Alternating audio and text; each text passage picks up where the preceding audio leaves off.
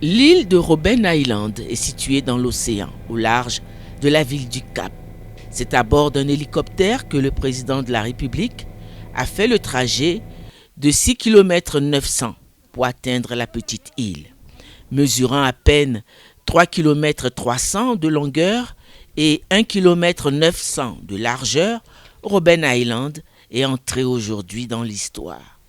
Dans les années d'apartheid, cette île abritait la plus ancienne prison de haute sécurité de l'Afrique du Sud, où étaient incarcérés les opposants au régime de l'apartheid. Le plus ancien de ces prisonniers fut Nelson Mandela. Il a été détenu pendant 18 ans dans cette prison de haute sécurité, avant d'être transféré dans une autre prison. Pour avoir connu personnellement Nelson Mandela quand il était président de l'Afrique du Sud, débarrassé de l'apartheid, le président de la République Alassane Ouattara tenait à rendre hommage à sa mémoire.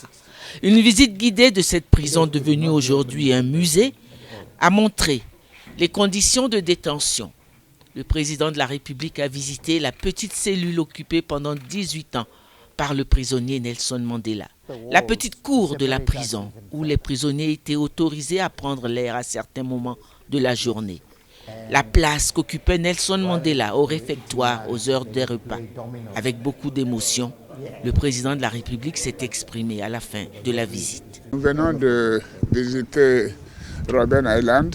Comme vous le savez, c'est ici que le président Mandela a été détenu de 64 à 82, c'est-à-dire 18 ans, sur les 27 années de détention qu'il a connues.